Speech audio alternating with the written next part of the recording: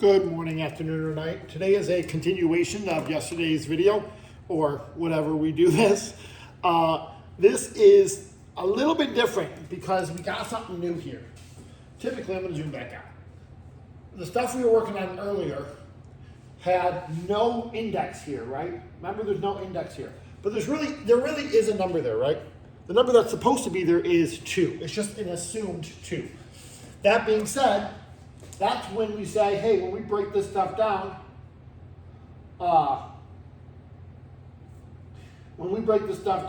we want to take out groups of 2, right? So I'd say, hey, I got a group of 3, 3 goes outside, 13 goes back in, right? Now, the new thing that we're talking about, that's just a quick recap, right? The new thing we're talking about, we'll zoom back in, is if we have an index of 3. So first thing we're going to do is we're going to run it the exact same way.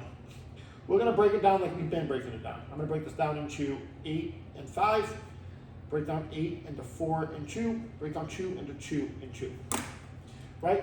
And now I can just cross out all the numbers I broke down. I broke down this 4, he's not technically there anymore. Broke down this 8, he's technically not there now. Broke down this 40, he's technically not there.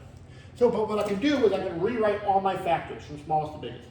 2 times 2 times 2 times 5. Now, the only new thing is that my index is 3. This is called a cube root. That being said, the only way you can get them up out the house is when they come out in groups of 3. If there's 3 of them, we kick them out. There's 3 of them, so these guys get to go outside. And then goes back inside is the number that there's not 3 of. I'll drop that 5 back inside. And then do not forget about the index. When it was 2, we could have just assumed it was there and we could have just left it be. But here we have to put them back in there. We have to put them back in. Let me zoom out a little bit just in case my screen wouldn't fit it. Yeah, let's leave it there. Right? So it works the exact same way. Breaking it down is the same thing, but instead of taking groups of 2, we're taking groups of 3. That's why the index is 3. Okay, moving on to this guy. Same idea. We can break it down so many ways, but the easiest way I look at it is I say it ends in 0. I know that 10 goes into it. It ends up being 10 times 50, and we break that down.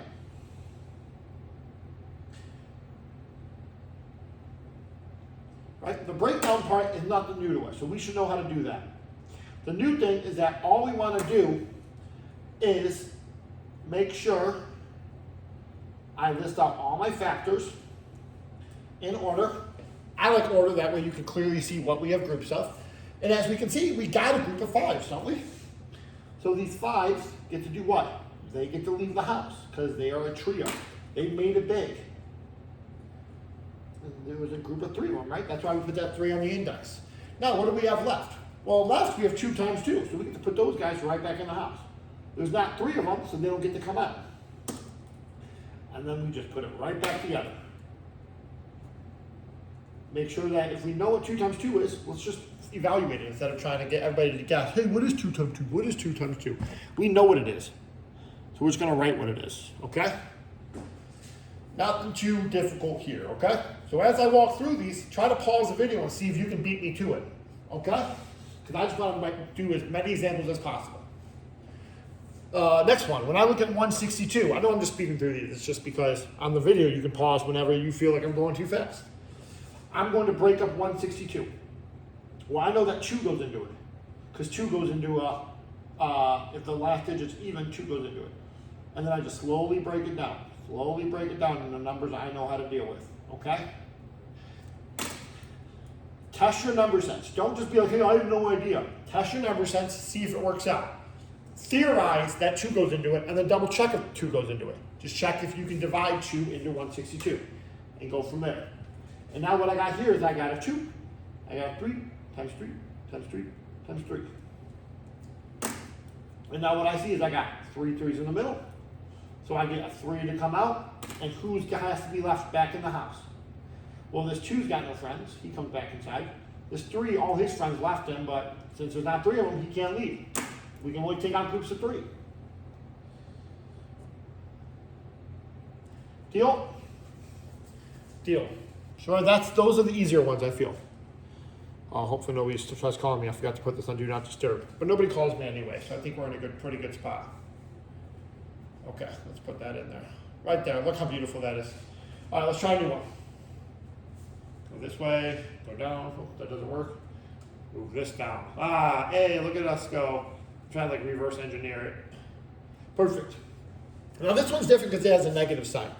Well, when we deal with a negative sign inside a cube root, we actually want to deal with him last.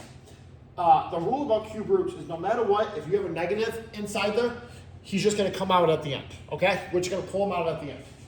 That being said, we're going to break down this 16 like normal. Where I know 16 is 2 times 8. I know 8 is 4 times 2. And I know that 4 is 2 times 2. Make sure that there are no numbers not broken down. All numbers are going to be broken down until you can't break down no more. Okay? Well, look here, I got a group of 3. These guys come out. Boom. Just like we go. This guy has no friends, so he went back in the house. Those 3 guys matched up. Now, the only thing I got to do left is what? Well, I got to bring that negative back into it. I didn't deal with the negative earlier, so I got to bring it back now. That's our answer right there, okay? How long is this video? Because I don't want this going on too long. We can do 1 or 2 more. Now, the way I do this and the way the video does it are 2 different ways, okay? The way the video does is it asks you to memorize all the perfect cubes. I'm not going to do that. This is theoretically better because all you got to do is know how to multiply and divide, and you get the process of it better. The process of pulling out groups of 3 works better. It's like knowing how to break something all the way down to put it back together. So we're going to break down this. Well, I look at it and I know that 2 goes into it. This one's going to be very annoying, so just bear with me. Okay? And when I double check in my calculator, I get 2 times 216. And then I break 2 down. Well, that has even, right? So I can break that into 2 and 108. And then when I break out 108, because that's even, I can go 2 and 54. This can get very repetitive and very annoying very fast. And you guys probably don't got enough room, but I just write so skinny mini because I'm just a skinny queen. I'm just going to do that. Probably should not put that on video, but that's okay. So now I'm going to mark what I have. But the lucky thing is, since I always take out the smallest number I know, mine are already ordered from what I got. From top to bottom, I have a 2, a 2, a 2, and a 2. So I got 4 2s. 2, 2, 2, 2. And when I look at it, I got how many 3s? 1, 2, 3. 3, 3, 3. Well, looky there, guys. I have all these 3s that get to come outside. I have all these 2s that get to come outside.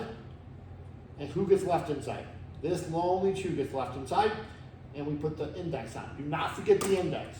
If you forget the index, you will be wrong. And I will laugh in your face. I will not laugh in your face. But you get the point. Okay? Well, that's just going to conclude my quick little recap video. If you have any questions, let me know. And I will see you guys later.